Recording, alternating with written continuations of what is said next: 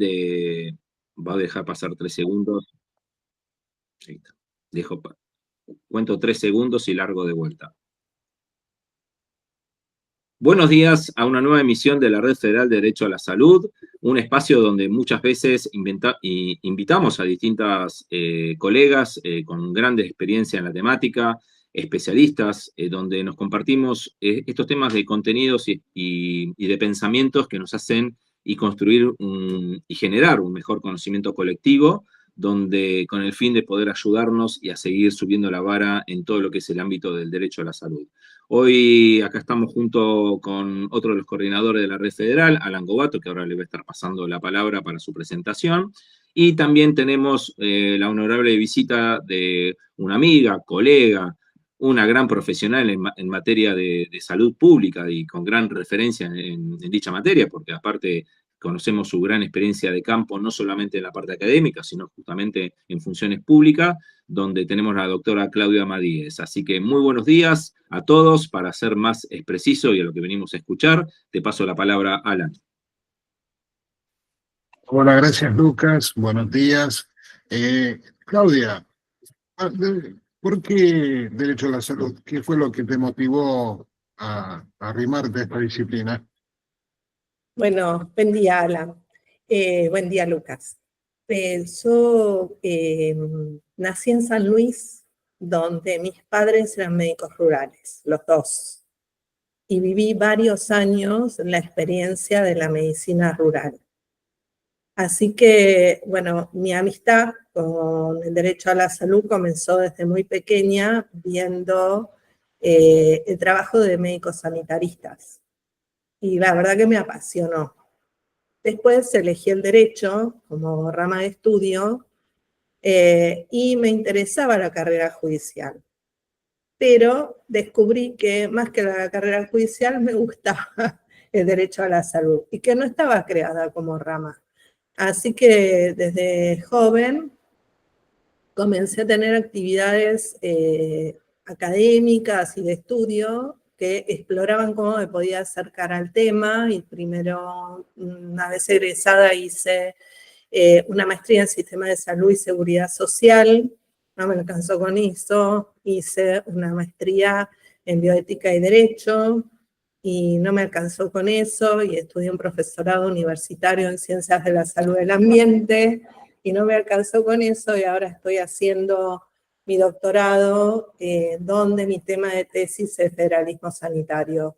Y bueno, para vivir, además de lo académico, mi actividad la desarrollé en la función pública porque creo en la salud pública, creo en que se pueden hacer grandes cosas a partir de pequeños cambios.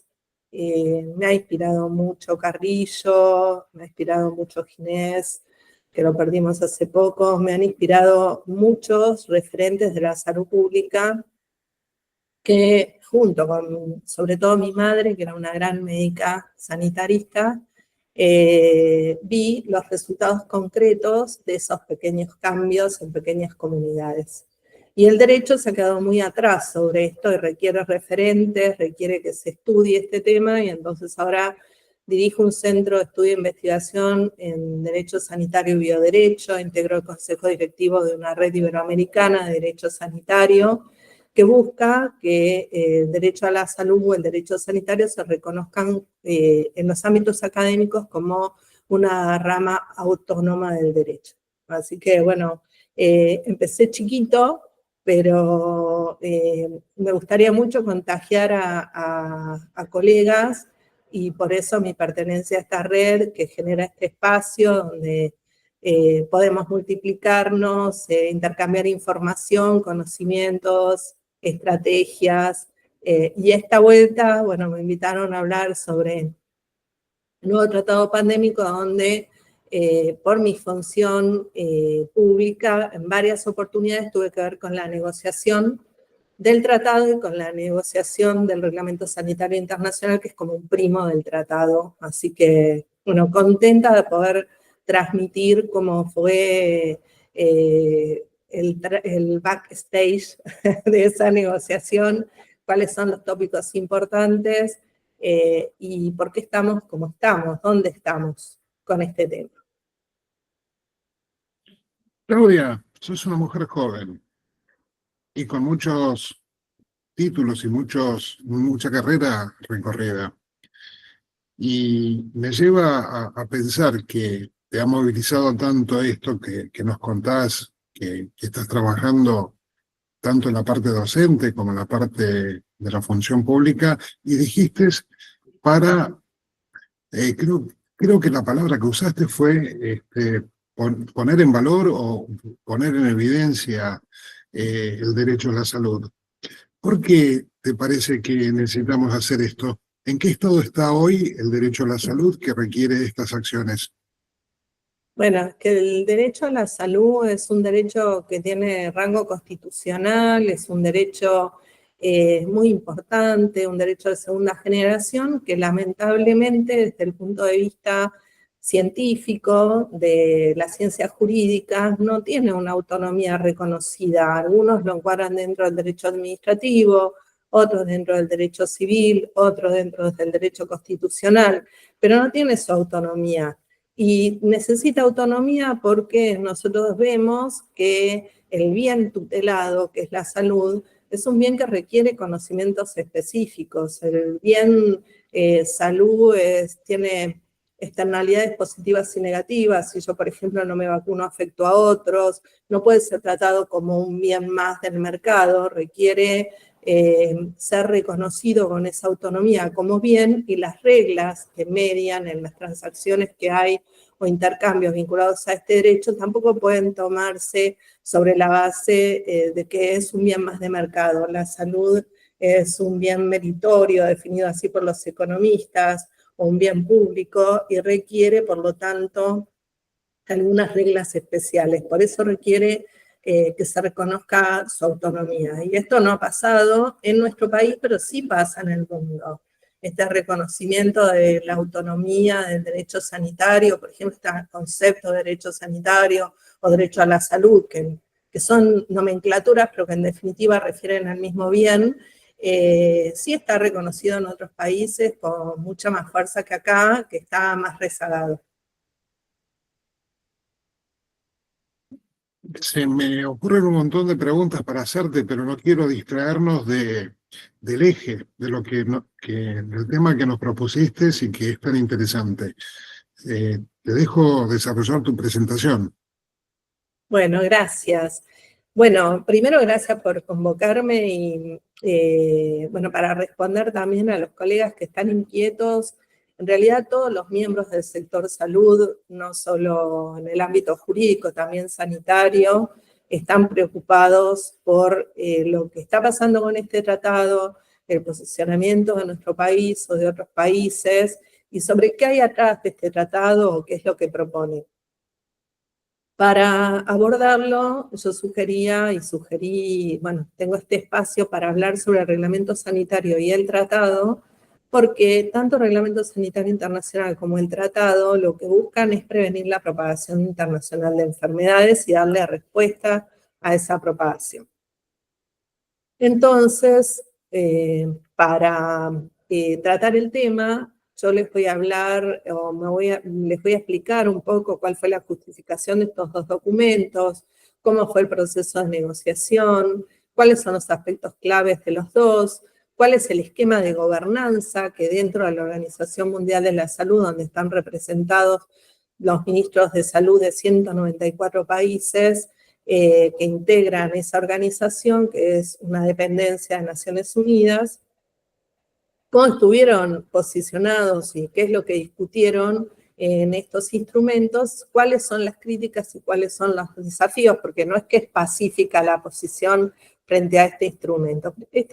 Tienen acá la foto del Reglamento Sanitario Internacional aprobado en el 2005, que es una modificación del reglamento inicial, que era de los 60, de la década de los 60, ¿y qué hacía este reglamento? Era un instrumento dictado por la Organización Mundial de la Salud para regular o evitar la propagación internacional de enfermedades, que lo hacía en la década del 60 aplicando medidas de control en las fronteras, es decir, las vallas para la propagación de las enfermedades o las barreras estaban puestas regulatoriamente y con medidas sanitarias de control o mitigación en las fronteras.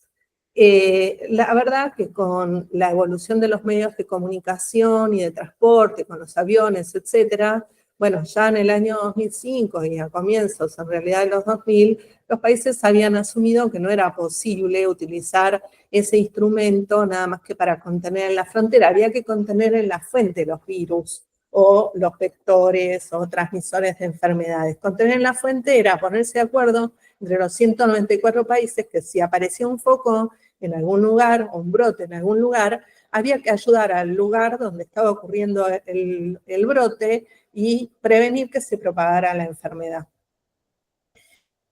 Además, en la discusión que se hizo en el seno de la Asamblea Mundial de la Salud, que es el órgano deliberativo que tiene la Organización Mundial de la Salud, se puso en discusión que no era suficiente cambiar las reglas del control o de la contención del riesgo en la fuente, sino que además había que ocuparse con que mejoraran un poco los sistemas de vigilancia, alerta y respuesta frente a determinados eventos de salud pública de importancia internacional que podían propagarse y que estos no fueran solo biológicos, sino que podían ser también químicos o nucleares y que podían ser naturales o intencionales. En ese contexto se aprueba la enmienda del reglamento en el año 2005, que cambia toda la lógica con la que venía funcionando, y es el instrumento que se usó durante el COVID-19.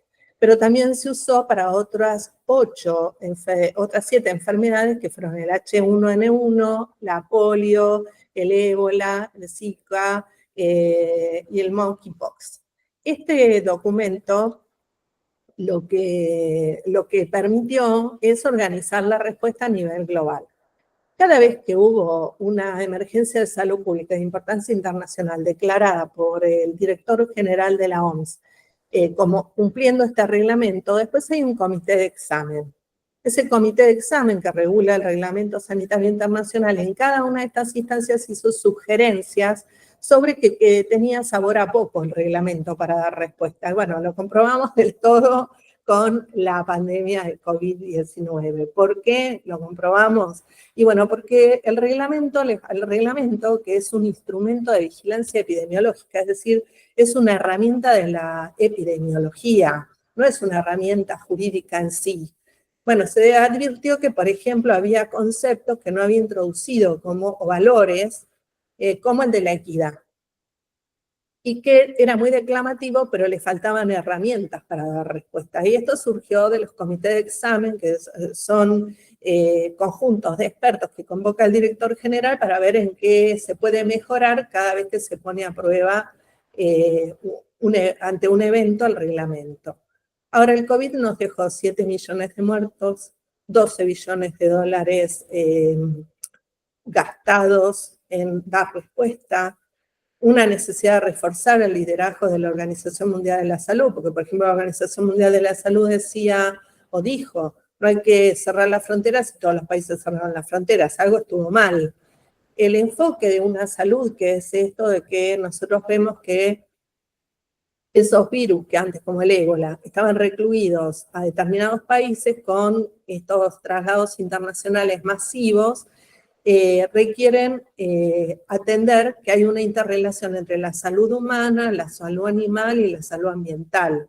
Un ejemplo que les puedo dar, por ejemplo, es la leishmaniasis visceral, que es una enfermedad que transmite un vector que, por ejemplo, transmite una mosca que después pica a un perro, ese perro puede transmitirlo al humano, o la mosca puede también picar al humano. Yo digo picar, pero bueno, no es el término exacto, y en definitiva, esa leishmaniasis visceral pasa al humano y a lo mejor las autoridades veterinarias no estaban vinculadas con las autoridades ambientales ni con las autoridades de salud animal para coordinar una respuesta de forma integrada. El área, en Argentina, por ejemplo, el área de SENASA lo trabaja, el área del Ministerio de Salud lo trabaja si pasa un humano, y ambiente lo trabaja por su lado, pero no existía esta coordinación. Entonces se propone dentro de estos instrumentos el enfoque de una salud que requiere otro abordaje coordinado. Y además hace falta, y lo aprendimos también con el COVID, que por ejemplo a nivel internacional se estandaricen algunos documentos y que se acepte su digitalización, como pueden ser los certificados de vacunación. Todo esto fue abordado en la enmienda del reglamento. Y acá vemos los dos procesos de negociación que se dieron en el ámbito de la Organización Mundial de la Salud, tanto del RSI como del tratado.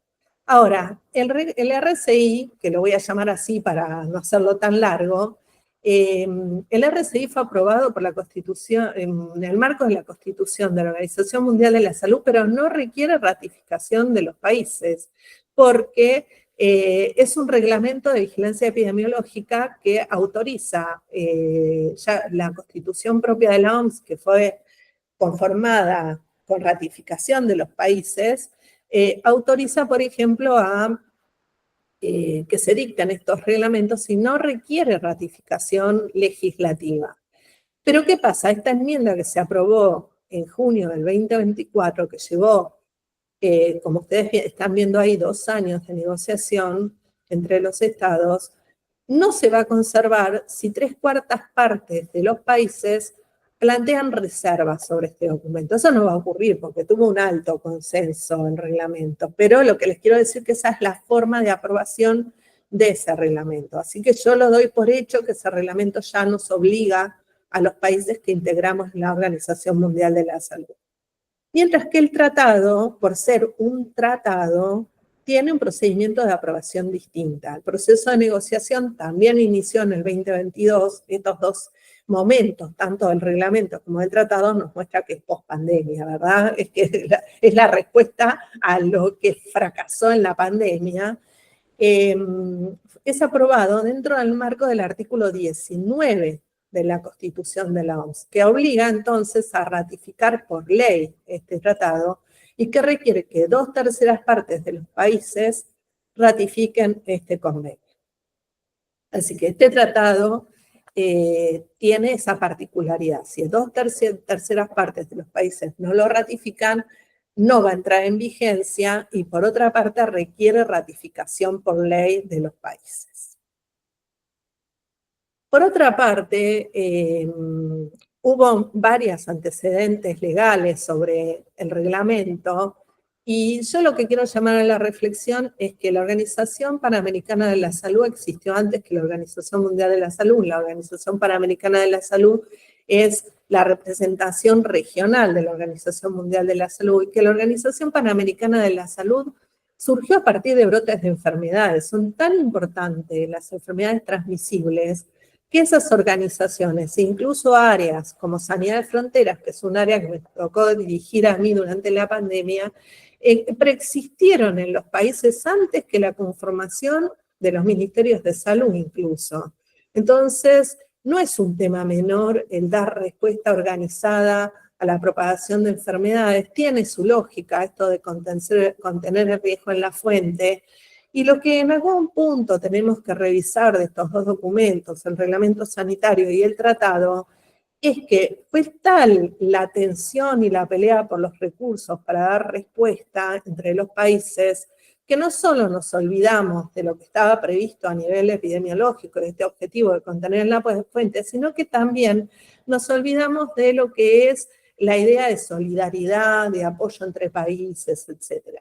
Y lo que yo me propongo es comentarles mis impresiones y mi experiencia sobre qué pasó con estas enmiendas al reglamento o esta propuesta de tratado, si realmente apoyan o dan solución a una mayor equidad y solidaridad entre los países y respetan esta idea de contener la fuente o nos desviamos un poco de ese foco. En realidad, tanto el reglamento como el tratado buscan dar respuesta a estos problemas, pero no generar una interferencia innecesaria al tráfico y al comercio internacional. Es decir, lo que se busca es lo que aprendimos en pandemia, que si cerramos más de la cuenta las fronteras, si no atendemos a la movilidad del recurso humano en salud, a la movilidad de los bienes esenciales, etcétera, podemos generar más problemas que soluciones. Bueno, el reglamento tiene 66 artículos, 10 títulos, ¿y qué introduce ahora, post-pandemia? La definición de pandemia. Porque ¿qué pasó con el COVID? El director general de la OMS declaró la emergencia, pero no declaró pandemia porque no lo tenía previsto. Entonces, por ejemplo, no dio recomendaciones vinculadas con estas medidas que había que aplicar para esa contención inicial.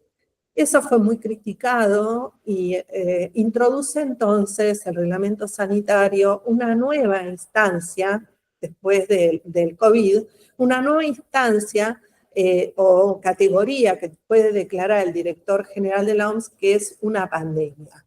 Una pandemia es una tragedia, obviamente que yo creo que nadie quiere que haya una pandemia y nadie quiere que se declare una pandemia. Pero ahora, conforme al reglamento, si se declara una pandemia, el director general de la OMS puede invitar a los países a que tomen determinadas medidas para mejorar el financiamiento de la respuesta, la disponibilidad de recursos y algo que es muy importante que tiene que ver con el intercambio de virus y sus beneficios. Esto ya existe para la gripe, estuvo implementado con el H1N1, y es un mecanismo que existe dentro de la OMS, donde si hay un brote de gripe con una variante nueva del virus de la gripe, los países aportan ese virus a la OMS, la cepa de ese virus a la OMS lo comparte con los fabricantes de las vacunas, y los fabricantes de las vacunas se ocupan de dar un mínimo de estos insumos para que la OMS los pueda distribuir en los países, es decir, de estas vacunas. Si bien este es un mecanismo que vino funcionando para la gripe, porque además ustedes vean que la gripe aparece en un hemisferio y después se propaga en otro hemisferio, es decir, que hay tiempo ganado, y eso muestra la utilidad que tiene este mecanismo. El tema es que los países en general, que son los que aportan esta cepa, tienen que tener un incentivo para hacerlo, y el incentivo es que después la OMS les va a proveer de esta vacuna a precios más accesibles o cuando fuera necesario, incluso de inmediato. Porque la idea es esta contención en la fuente. Ahora, en la pandemia vimos que esto no ocurrió. La pandemia, sí, Alan. Claudia, vos estás haciendo referencia a esta aportación, digamos, de los países que aportan un virus. La Organización Mundial de la Salud lo gestiona este riesgo pandémico, ¿no? Porque aún no sé si estaría declarada todavía la pandemia o se inicia el camino hacia la declaración de la pandemia. Se da intervención a laboratorios farmacológicos para que elaboren una vacuna, y se activa algo que ya lo vimos durante la pandemia de COVID, ¿no? Estos fondos COVAX, puede ser, no sé si lo digo bien, corrígeme, por favor. Sí, no. Creo que es una experiencia que tuvimos ya con las dificultades enormes que tuvimos durante la epidemia de COVID para conseguir vacunas. Sí, está muy buena tu pregunta y voy a retrotraerme un poquito porque yo estaba hablando de que este mecanismo para la gripe estaba vigente antes de la pandemia, era en el marco del reglamento del año 2005 y fue un acuerdo hecho exclusivamente para la gripe, no fue un mecanismo usado para la pandemia. Post pandemia, la respuesta a esto es la enmienda al Reglamento Sanitario Internacional y el tratado. Ahora, cuando se fijan los acuerdos que se hicieron, COVAX, etcétera, fueron acuerdos entre estados, no fueron acuerdos que establecieron y en la emergencia, porque lo importante acá es que estos acuerdos involucran a los fabricantes. Y los fabricantes ponen sus condiciones. Entonces, la OMS puede haber acordado, los países que integran la OMS en la Asamblea Mundial de la Salud pueden haber acordado un mecanismo, pero si los fabricantes no aceptan ese mecanismo o se salen de ese mecanismo, no se benefician con los virus que aportan los países, pero tampoco están obligados a distribuir un cierto cupo a favor de los países. Lo que pasó durante la pandemia es que esos mecanismos se formaron, los que hubo, se formaron ad hoc para dar respuesta, pero sin ese compromiso de los fabricantes. Entonces, primero, que pasaba eso, y segundo, que los fabricantes tampoco tenían la capacidad de producción para eso. Pero yo creo que toda mi presentación está orientada a darte respuesta, Alan, a por qué no funcionó y por qué debería funcionar ahora, o qué creemos que va a pasar, si va a funcionar o no con lo que se acordó, porque lo acordado tiene sabor a poco en algún punto, y ya vamos a llegar a eso para que se entienda por qué yo estoy hablando de esa situación. Es decir, toda aproximación sucesiva para mejorar está buenísima, pero aprendimos en la pandemia que si hay voracidad de intereses de mercado, como nos pasó ya y como ocurrió durante toda la negociación de estos instrumentos, donde los porcentajes que va a aportar la industria siempre son a la baja en relación a lo que va a necesitar el mundo, mientras que el aporte del virus que va a hacer cada país, que lo hacemos nosotros, porque los que ponemos el cuerpito para aportar el virus somos todos los ciudadanos, no hay un correlato con ese aporte, ¿no? Que sin ese aporte no hay vacuna, no hay insumo, para que se entienda. Así que sí, estoy yendo en la línea de lo que consultaste. Los mecanismos que se usaron demostraron no ser del todo eficientes. ¿Por qué? Porque la industria, por ejemplo, si te pone una cláusula de confidencialidad, una cláusula de indemnidad, las cláusulas de confidencialidad básicamente sabrés sobre qué eran, no eran sobre la fórmula, eran sobre el precio, por ejemplo. Cosas como estas, o las cláusulas de indemnidad, donde el laboratorio te dice, bueno, yo te doy la vacuna, pero no respondo por porque tuvieron una preaprobación, es decir, no habían cumplido todo el proceso de aprobación. Entonces, te dicen, sí, yo te proveo la vacuna, pero si hay algún perjuicio no pago la indemnización. No, vos sos parte del proceso y por lo tanto, si sos parte del proceso, también tenés que comprometerte, aunque los estados que dan la preaprobación también se tienen que comprometer si hay un perjuicio a la población, y la OMS también, ¿no? Es un riesgo compartido que tendrían que asumir. Nosotros que somos abogados sabemos que ahí los laboratorios tuvieron importantísimas ganancias, los países que estaban rezagados en su capacidad de producción también tuvieron el beneficio de cuidar a su población, y la OMS cumplió con su cometido, es decir, que entre todos, solidariamente, tendrían que, así como comparten los virus, compartir los riesgos. Bueno, esto no funcionó así. Así que esto fue el meollo de la discusión del tratado y del RCI, giró en torno a esto, y donde había una tensión norte-sur. El sur global, representado sobre todo por los países africanos y en menor medida por América, por Latinoamérica, peleando porque se establezcan mecanismos de acceso en favor de la población rápido, con licencias obligatorias, licencias en relación a propiedad intelectual, etcétera, y el norte global defendiendo que no, que estaban bien las cláusulas de confidencialidad, que estaban bien las cláusulas de indemnidad, que no había que innovar nada, que había que reconocer el derecho de propiedad intelectual sin excepciones. Y para esto yo recuerdo que la Organización Mundial de Comercio ya hace muchos años tiene la Declaración de Doha, que permite a los países hacer uso de licencias obligatorias a la propiedad intelectual en el caso de que hubiera una emergencia de salud pública. Es decir, lo hizo la Organización Mundial de Comercio y la Organización Mundial de la Salud en todo momento abogaba porque se aporten los virus, pero cuando había que discutir esto remitía a lo que ya estaba de la Organización Mundial de Comercio, que demostró que no funcionó.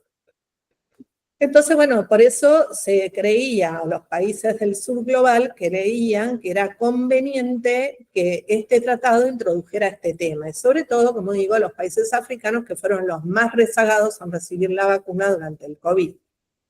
Entonces, bueno, el reglamento introduce 9 anexos y sobre todo habla sobre capacidades nacionales, y dentro de esos anexos tiene cláusulas ahora referidas a la producción y fabricación y a los stocks estratégicos, que me parece muy importante a cuento de lo que preguntaste. La definición de emergencia de salud pública de importancia internacional es lo que hasta al momento de la enmienda podía hacer el director general, que era con el apoyo de un comité de emergencia, que es un comité de expertos, donde tiene que estar representado el país donde está ocurriendo el evento, y después hay expertos de todo el mundo, que convoca el director general, y ahora tenemos la definición de emergencia pandémica, que es que puede haber una propagación geográfica amplia, que excede la capacidad de respuesta de los países, que crea grandes perturbaciones sociales y económicas, que requiere una acción internacional coordinada y requiere el nivel más elevado de alerta mundial. Hasta ahora, Alan, no tuvimos una pandemia declarada, porque esto recién empieza, es decir, comienza a tener vigencia dentro de un tiempo, porque los países ahora tienen la posibilidad de decir si hacen reservas o no. Estamos en esa instancia de enmienda. Así que todavía no tuvimos formalmente ninguna declaración de pandemia. El COVID fue una declaración de emergencia que, bueno, se catalogó como pandemia, pero no teníamos marco legal para aplicarle, ¿se entiende? Entonces, le aplicamos el de una emergencia de salud pública de importancia internacional y por eso se quedó corto. Todo esto que yo estoy contando todavía no está en funcionamiento. Bueno, se busca entonces contener la fuente. Ahora permitiría declarar una emergencia pandémica, introduce la idea de la equidad y la solidaridad y el enfoque de una salud. Obliga a proveer ayuda internacional, pero la ayuda de la OMS a requerimiento del Estado parte, las pruebas diagnósticas, etcétera, queda planteado para la comunidad internacional y para los países como algo que es voluntario. Es decir, cada país está convocado a hacer el aporte, pero, o a eliminar obstáculos, ayudar en la distribución y manufactura, e incluso compartir los expedientes de autorización de productos, pero puede hacerlo. Es decir, que acá tenemos el primer problema. Lo segundo es que la OMS tiene que ayudar a los estados, puede aplicar medidas, puede aplicar intercambio de contactos entre los países. Acá sí está obligada la OMS, perdón, yo dije puede, pero debe. Incluso la OMS pueden involucrar a otros organismos internacionales, como puede ser, por ejemplo, en el caso de la emergencia radionuclear, si hay una fuga o si hay un atentado. Pero lo que refiere al acceso equitativo a los productos, que es lo que te preocupaba en tu pregunta, los estados, dice, deben apoyar a la OMS en aplicar sus medidas, colaborar entre sí, promover el acceso equitativo. Hago énfasis en los verbos que usa, ¿no? No dice deben. Y los productos sobre los que se asienta son los medicamentos, vacunas, pruebas, diagnósticos e incluso para el control de vectores o equipo de protección personal. Todo los insumos que faltaron durante la pandemia. Y además le permite al director general dar recomendaciones temporales o permanentes, incluso sobre los productos para la salud. Este es un componente nuevo porque las recomendaciones eran más de decidir el aislamiento, de decidir la contención en la fuente, más operativas epidemiológicas. Ahora incluye el acceso a los productos. Pero no tiene un régimen sancionatorio esto, ¿se entiende? Es decir, si esto falla, si un país, como pasó, ustedes recuerden que hubo un país muy desarrollado como Francia, que incautó los productos sanitarios que iban a bordo de un avión en su aeropuerto con destino a otro país. Digo, lo que pasó fue escandaloso en términos de falta de solidaridad, equidad y de todas las normas legales. Sin embargo, eso ocurrió y no hay ninguna previsión en este instrumento. No se lo podríamos pedir al reglamento porque no tiene esa función, insisto, es de vigilancia epidemiológica, pero sí se lo podríamos haber pedido al tratado y el tratado no lo tiene. Sobre el acceso a la financiación, bueno, también alienta a aumentar la colaboración, a movilizar recursos, a tener una financiación sostenible, a mejorar la gobernanza, a identificar prioridades, listados de insumos que pueden necesitarse, establecer un mecanismo financiero de coordinación y un comité de estados parte, como un instrumento que involucra más a los países en el seguimiento de las necesidades de los países. En el mecanismo financiero pide que la financiación sea predecible, que se maximice la disponibilidad de financiación y que se movilicen los recursos, pero esto es al interior de los países, no entre países, ¿se entiende? Entonces queda otra vez esta idea de que es poca la reforma. Y sobre el Comité de Estados Parte, promueve que este Estado Parte favorezca el intercambio de aprendizaje, de buenas prácticas, que haya cooperación, asesoramiento técnico para que los países lleguen a desarrollar capacidades. Ahora, la brecha de capacidades es tan grande. Imagínense ustedes los países de África que no pueden generar sus propios productos, que no pueden a lo mejor gestionar adecuadamente la respuesta, el tiempo que les puede llevar equipararse a los países más desarrollados. Bueno, se introduce el tema de la digitalización de los documentos para que la OMS pueda realizar directrices de estos documentos que decíamos como certificados de vacuna, pero como correlato de eso tiene que haber un mecanismo que compruebe la autenticidad de esos documentos. Hasta acá el reglamento. Como ven, el reglamento nos dice poco al problema grave que hubo. Entonces, ¿qué dice el tratado? El tratado surge porque los sistemas de salud estaban débiles, no hubo financiamiento, había brechas en el desarrollo de capacidades, el enfoque era solo de temas de salud humana, ahora se propone la UNASalud, no había un mecanismo regulado para el intercambio de patógenos y los beneficios, no había una respuesta a flexibilidades en el uso de la propiedad intelectual y tanto en el reglamento como en el tratado se dice que la Organización Mundial de la Salud no podrá imponer a ningún país medidas sanitarias específicas. Es decir, que lo que está garantizado es que todo lo que se haga en el esquema del tratado y del reglamento es voluntario. Es decir, vamos a mantener los problemas que tuvimos, porque los países no están obligados a contribuir a ayudar a otros estados. Así que esto es un serio problema respecto a la efectividad del tratado. Complementa el RCI en términos de la equidad, fortalecer la fuerza laboral, eso es muy importante y en el despliegue le da un paraguas al traslado durante una epidemia de la fuerza de trabajo de salud, que son los trabajadores esenciales por excelencia. Bueno, refuerza lo de UNASalud, busca una vigilancia sanitaria integrada dentro de este enfoque, y regula este mecanismo de intercambio de datos y beneficios que ya estaba en cierta medida previsto en el protocolo de Nagoya, que regula este tema, que es un protocolo internacional, y busca generar mayor confianza pública en la respuesta a estos problemas. Mayor equidad para tener protocolos comunes, para una distribución equitativa de los recursos, para un acceso justo, para igualdad entre los países, y estrategias de planes de prevención y acción frente a este riesgo pandémico. El nuevo tratado tiene 38 artículos, 8 capítulos. La definición de pandemia coincide con la del reglamento y la secuencia sería así. Se aplica el reglamento para definir pandemia.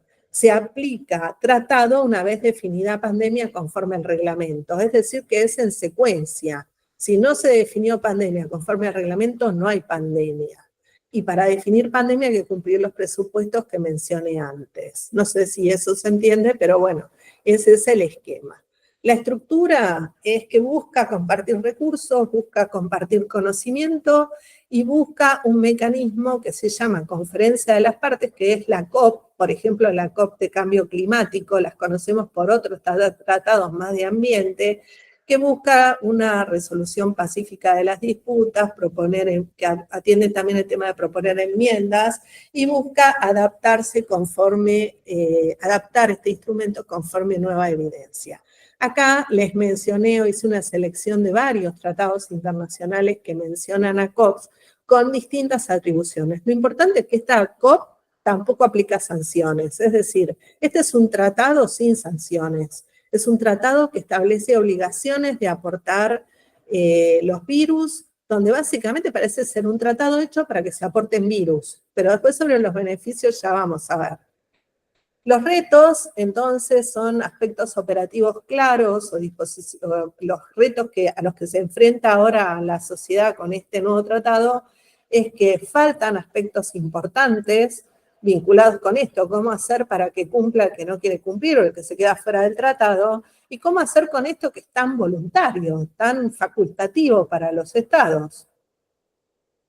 Bueno, para eso nos quedó abierto por un año más, es decir, el tratado no va a entrar a ser circulado para ratificación hasta dentro de un año, porque quedó el anexo, que es el sistema de acceso a patógenos y reparto de beneficios, pendiente de aprobación. Es decir, se aprobó el tratado que refiere a un anexo que no está discutido ni aprobado. Ese anexo tiene que obligar a compartir muestras con el fabricante participante tiene que reservar un 10% de los insumos relacionados con la pandemia para que la OMS las distribuya y tiene que donar otros 10%, es decir, que lo que estaría disponible, lo que fabriquen, que se beneficie con los virus que aportaron los países, es un 20%. ¿Quién va a ser el fabricante participante? Aquel que quiera adherir, no están obligadas la industria a adherir. No hay exención del derecho de propiedad intelectual, aunque se pueden usar las flexibilidades que están hasta ahora vigentes, que son las licencias voluntarias, obligatorias, etc.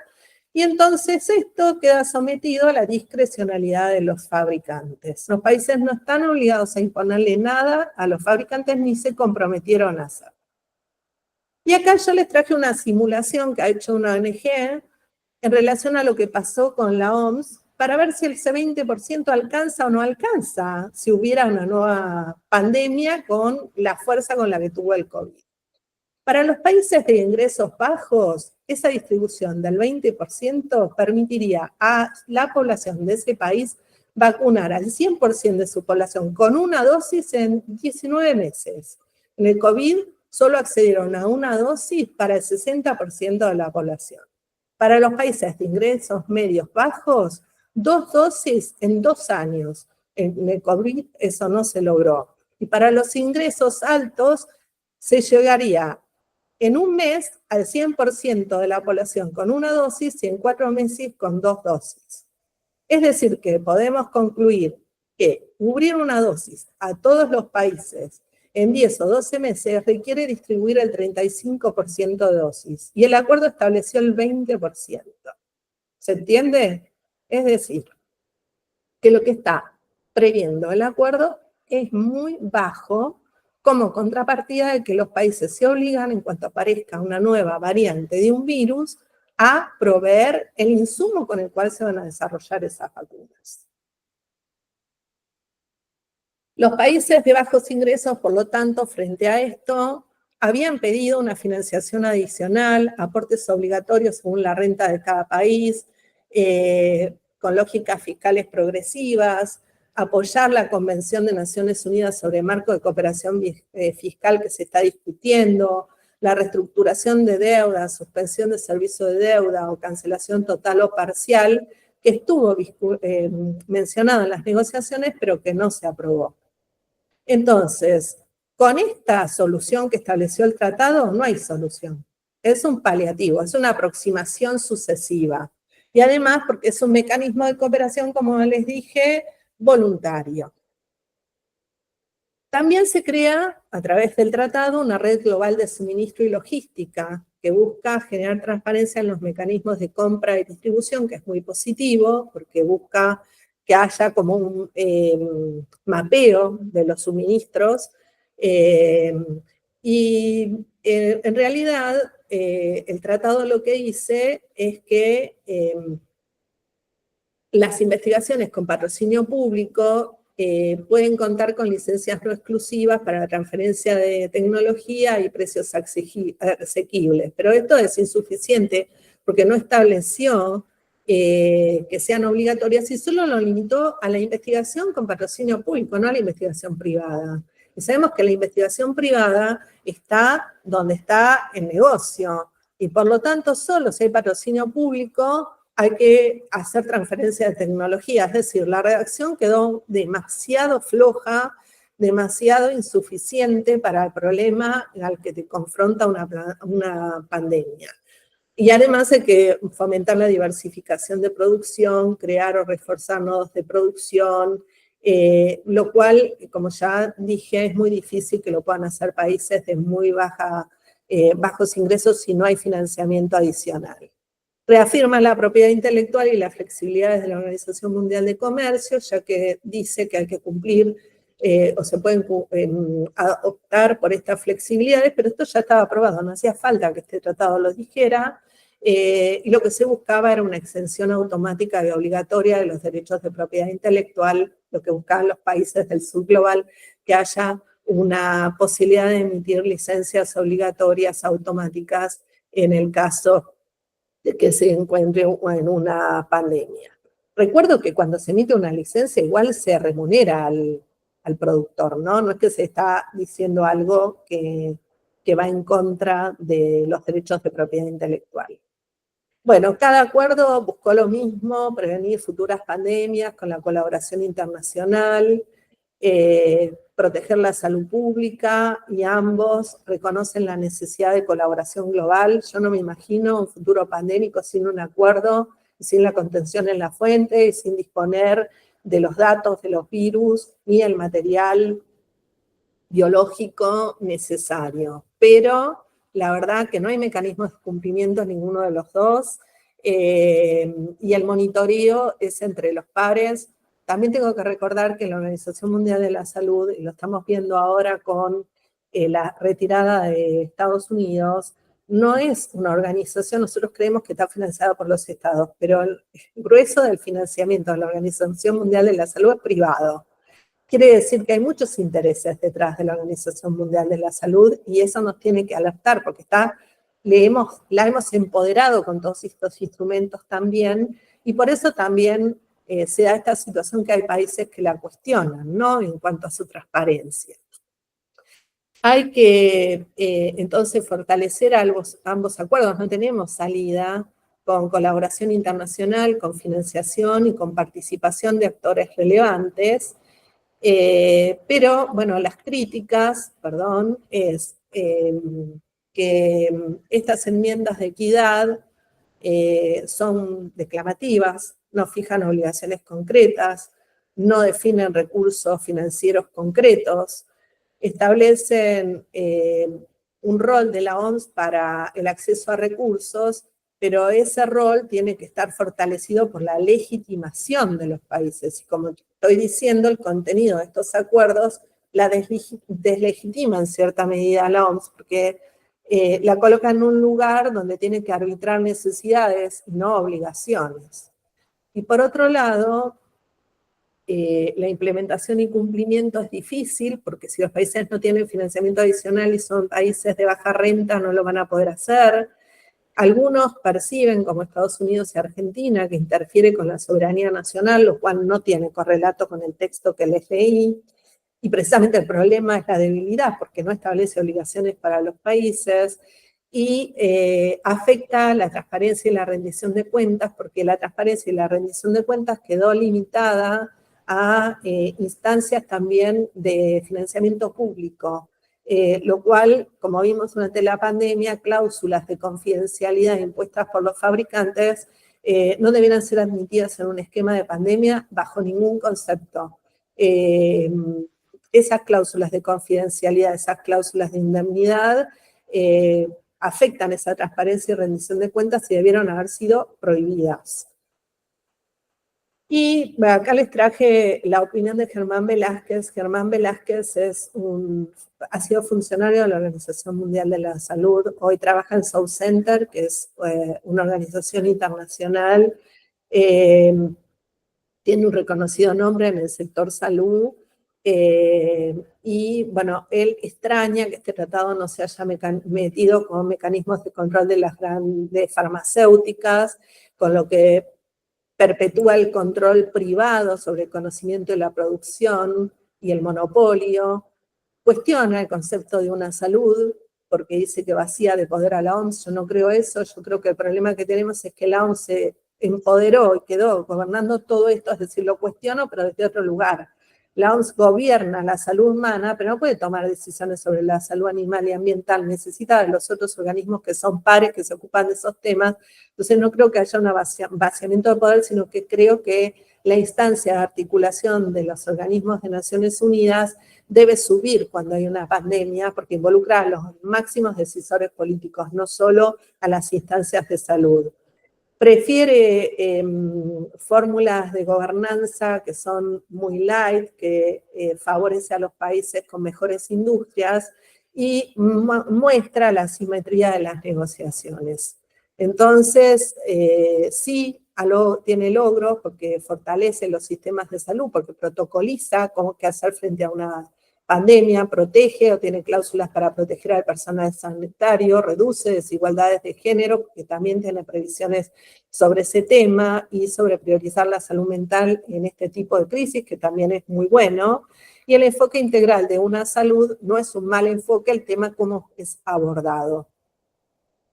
Hay desafíos estructurales muy importantes para lograr equidad, cómo monitorear y sancionar, cómo financiar, cómo hacer la transferencia de tecnología, cómo abordar la resiliencia de los sistemas de salud post declaración de una pandemia, cómo acelerar la investigación y cómo coordinar los esfuerzos. Y también operativos, cómo hacer la extensión de licencias obligatorias y automáticas, cómo hacer una distribución de estos insumos en forma equitativa, e incluso les traigo a reflexión que ya hay ciertos juristas que están hablando de mecanismos superadores de esto, como la Constitución de la Tierra, de la que habla Luigi Ferraioli. Entonces, me resta hablar de que si este tratado no funciona y esta enmienda del RCI dependerán de lo que hagan los estados. Por ejemplo, recuerdo la posición de Estados Unidos y Argentina, que hablan de querer retirarse de la OMS y no participar de estos instrumentos. Por lo tanto, si hubiese un virus que surgiera en estos países, ¿no van a aportar los virus? Es la pregunta. El retiro de Estados Unidos representa el retiro de sus cuadros técnicos, por lo cual de 76 departamentos la OMS se redujo a 34 y son 600 millones de dólares menos para el 2025. Ahora también eso nos tiene que llevar a reflexionar. Está bien que un país haya tenido tanta incidencia en la Organización Mundial de la Salud, es decir, la participación de ese país en la OMS no era equitativa tampoco en el proceso de toma de decisiones. En el tratado participaron en la deliberación 164 países, votaron 124, hubo 0 objeciones y 11 abstenciones. Les recuerdo que la OMS tiene 194 miembros. Argentina no participó. Entonces, bueno, repasando, son los dos instrumentos muy importantes. No puede abordarse temas de salud global sin una respuesta global. Estos instrumentos han avanzado un poco, vienen de un proceso de negociación de 2 años muy participativo. Había reuniones todas las semanas, todos los meses, y estas reuniones fueron híbridas, así que todos los países pudieron participar con sus equipos técnicos, y esto es hasta lo que se pudo llegar con el consenso global. Pensemos cómo vamos a responder a una próxima pandemia con estos resultados. Es decir, creo que aprendimos poco de la pandemia. Bueno, no sé, quedo abierta a alguna pregunta. Bueno, Claudia, muchas gracias.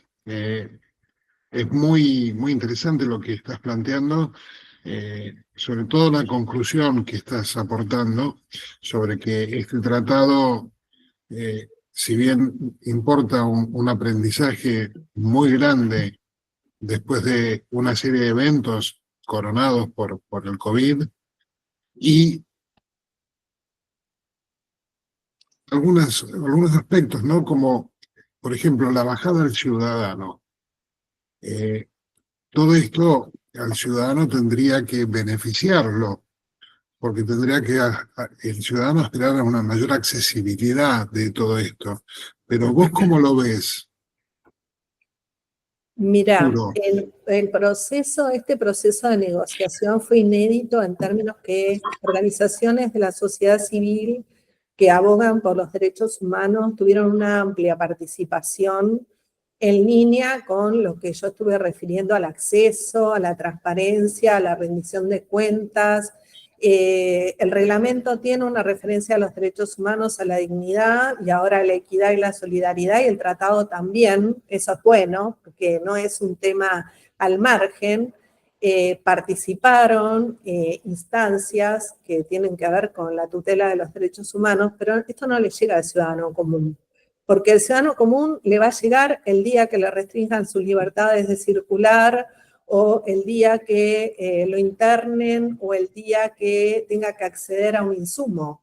Y precisamente estos instrumentos son para que no discutamos esto después, sino que lo discutamos antes, y parece que tenemos mala memoria, porque la población, si bien hubo grupos muy activos participando y fueron escuchados sobre estos temas en las negociaciones, no se movió el amperímetro, todo siguió con este curso donde en realidad las voces que más se escucharon son las de la industria, las de los fabricantes, que son los que generaron el problema de la respuesta al COVID y de los países más desarrollados que tienen esas industrias con capacidad de producción en sus territorios.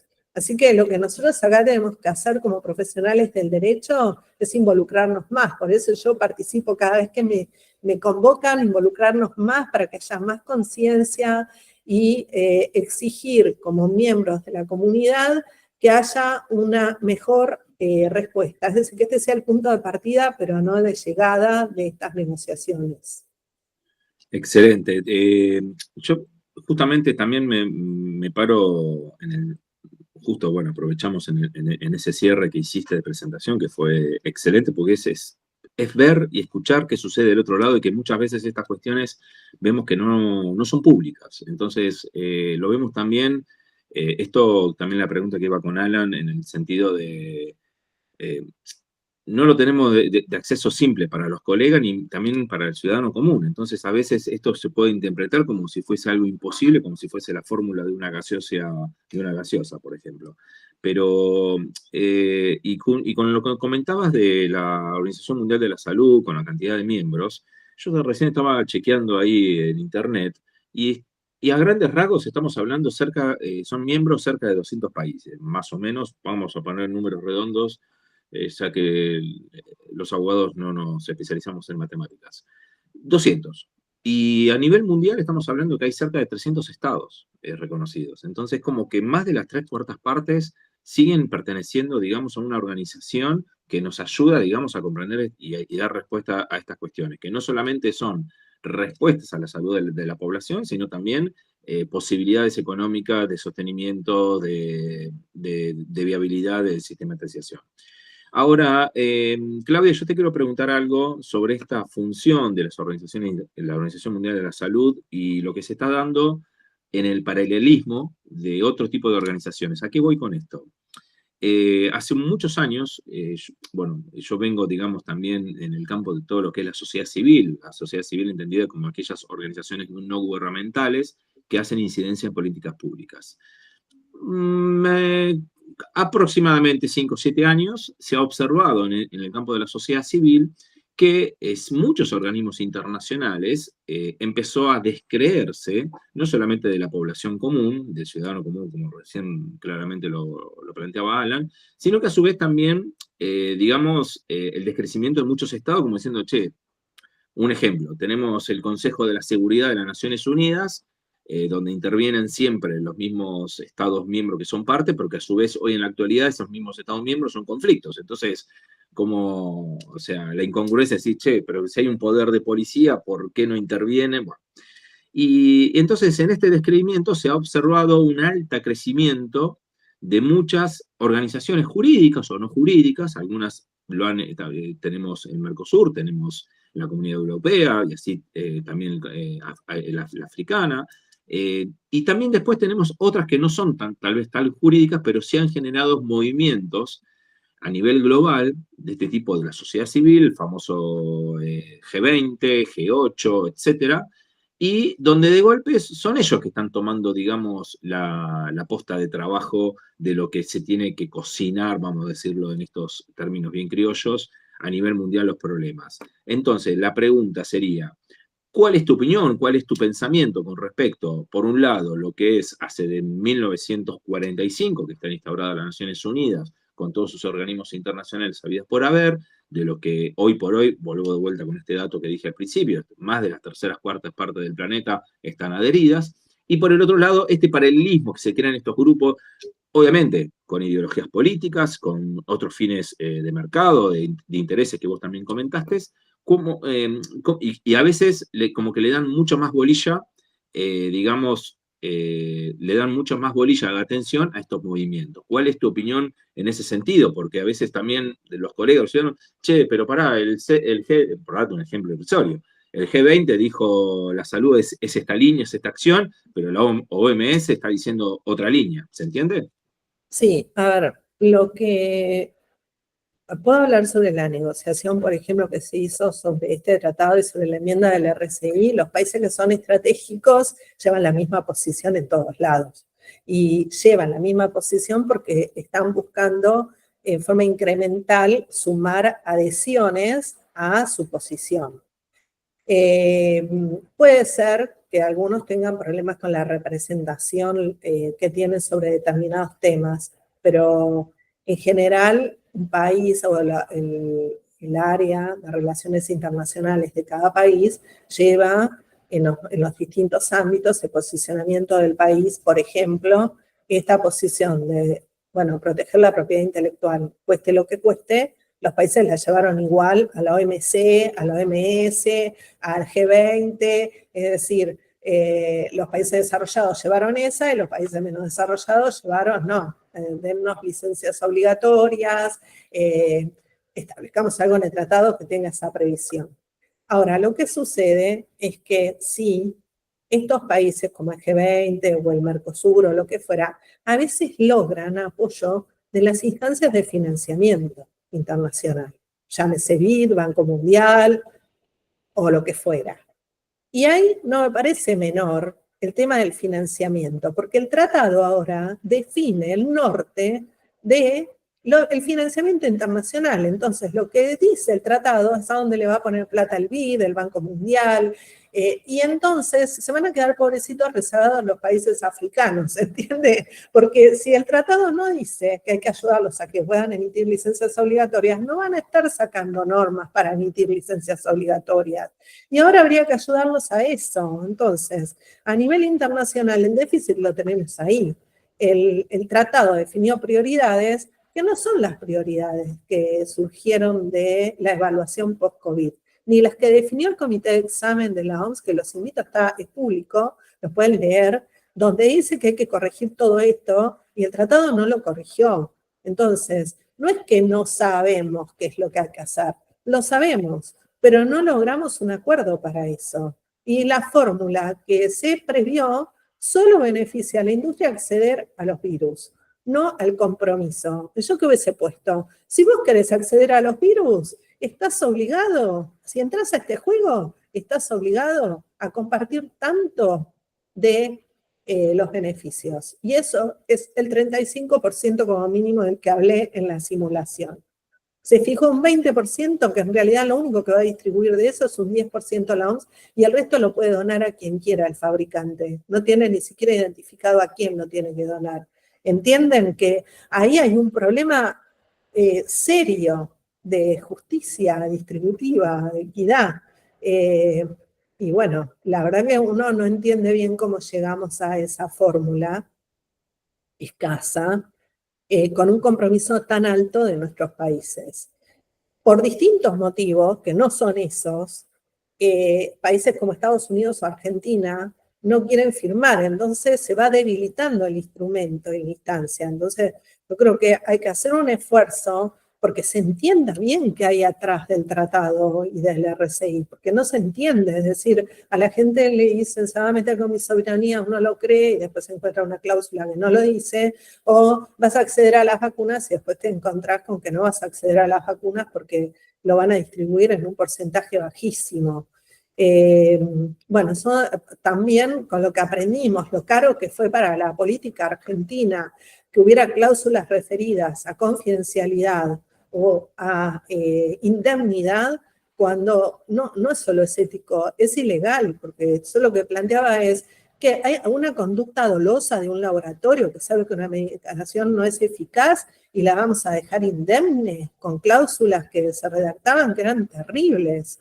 Entonces, no es admisible es prever eso en un tratado, lo tuvieron que sacar directamente, pero eso estuvo en la negociación y era la posición sostenida por los países desarrollados.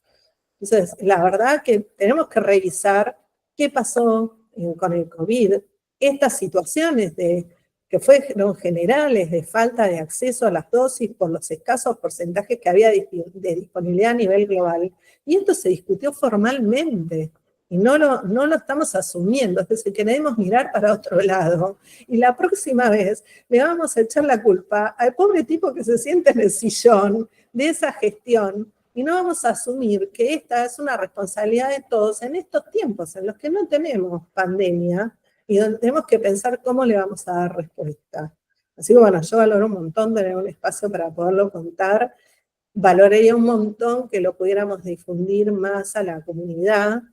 Me parecen buenas las instancias a tu pregunta, Lucas, para cerrar la respuesta, me parecen muy buenas las instancias de negociación intermedia, representación regional de los países, porque esa negociación es más fácil. En estas negociaciones globales te llevan puesto, o como pasaba en muchos de estos espacios, yo dije que eran participativos, pero cuando se cortaba el pastel eran en inglés, y en horarios que no eran los nuestros. No sé si se entiende.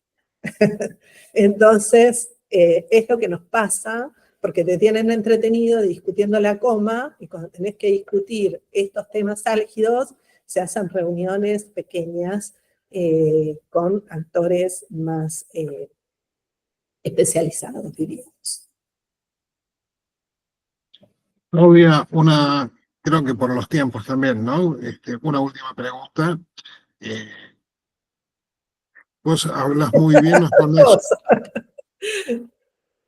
nos pones un punto de inflexión a partir de la pandemia posterior, o sea, que nace este proyecto y se consolida este tratado, este reglamento sanitario internacional y este tratado pandémico, y con respecto a la enseñanza que tuvimos y la aplicación práctica que tuvimos en Argentina, que tenemos una ley que ha consagrado la indemnidad de los laboratorios por los efectos, o los ESAVI, como los llamamos internamente, o los efectos secundarios, adversos de estas vacunas. ¿Qué opinión te merece a la luz de la Constitución de la OMS y a la luz de nuestra Constitución, como mujer del derecho que sos, sobre la constitucionalidad o la convencionalidad de una ley que restringe esta reparación hacia los ciudadanos que sufren estos eventos? A ver, si yo no recuerdo mal, hay una norma que ha establecido que el Estado se va a hacer cargo de las indemnizaciones o de la reparación. Así que no hay una indemnidad. Lo que hay es una indemnidad para el laboratorio, no indemnidad en términos de que no hay reparación.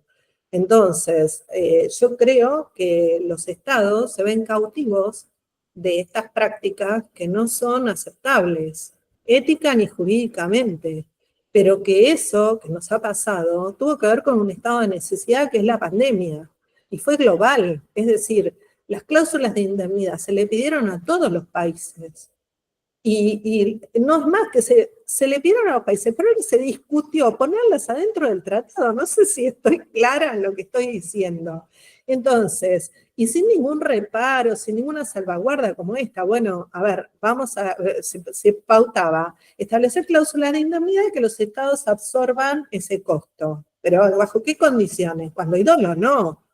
¿Hasta qué tope? Cuando es culpa grave, no. Son los límites de un seguro. Vos vas al seguro de tu auto y el asegurador te dice, si es culpa grave o dolo, yo no te aseguro, ¿no? Entonces, digo, esa opinión me merece, que los estados han sido rehenes de una situación que ahora ya no hay excusas. Ya no hay excusas. Ya tuvimos una pandemia, ya aprendimos. Lo próximo que venga nos vamos a tener que hacer cargo. Eso es lo que decía, el resultado de todo esto lo vamos a asumir todos, nosotros también, porque nosotros de una u otra manera supimos lo que representa una pandemia, supimos que hay alguien que está negociando una respuesta. Y no estamos involucrándonos en algún punto en cómo se va a responder y en estos temas. Creo que ese es el punto acá clave. Lo que pasó en su momento era imposible, era indigerible. Yo le digo, como profesional del derecho, leía las cosas y decía, pero no puedo creer que estemos en esto, pero que nos pase a todos los países. No nos pasó a uno, le pasó a todos. Entonces, bueno, evidentemente estábamos flojos en cuanto a las previsiones, porque no era imaginable ese contexto, no era imaginable que un país desarrollado incautara los insumos que van para otro. No son cosas razonables, ¿no? Pero bueno, pasó. Entonces, con la lista de todo lo que aprendimos, y bueno, había que hacer checklist y decir esto se resuelve con esto con esto, y el mundo no quiere esa respuesta. Lo que yo encontré de esta negociación es que el mundo invoca algo, habla de equidad, lo hace de forma declamativa, pero los instrumentos no están. Los instrumentos son escasos. Están enunciados, pero lo operativo no está. Es importante saber que la discusión de este mecanismo PAS tiene 1 año por delante. Todavía se puede incidir ahí.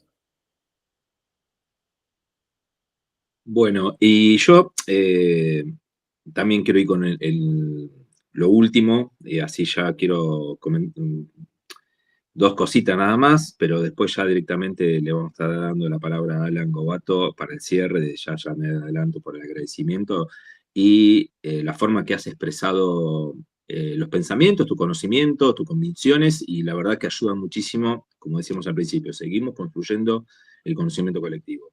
Con respecto a la presentación, y has informado sobre documentos, tratados, después te vamos a estar solicitando alguna forma de algún link donde se puedan vincular, así cuando lo subimos a los canales estén en la identificación y la gente lo pueda consultar y demás. Te quiero cerrar ya con preguntas más personales sobre reflexiones que podría llegarle vos a decirle al que te está mirando del otro lado. Y en estos ejes, tenés del otro lado del mostrador a una persona, un colega que recién comienza su labor de función pública y le es apasionado el derecho a la salud. ¿Qué le dirías? ¿Sí? Con pocas palabras. ¿Qué le dirías también al Nobel colega que le empieza a gustar este tema del derecho a la salud? Y bueno, ¿cuál sería tu consejo, los tips que le podrías dar? Y ya después de tus respuestas pasamos al cierre por parte de Alan Gobato. Bueno, le diría que el derecho a la salud, el derecho sanitario es un puente entre 2 principios, ¿no? 2 bienes, el de justicia y el de la salud. Los 2 son esenciales para sobrevivir y a mí me dio muchas gratificaciones dedicarme a esta rama. Me dio gratificaciones primero porque vi desde chica esto que les decía cómo empecé, como hija de médicos rurales en un pueblito perdido en la provincia de San Luis, viendo la necesidad y viendo que con muy poco se hace mucho.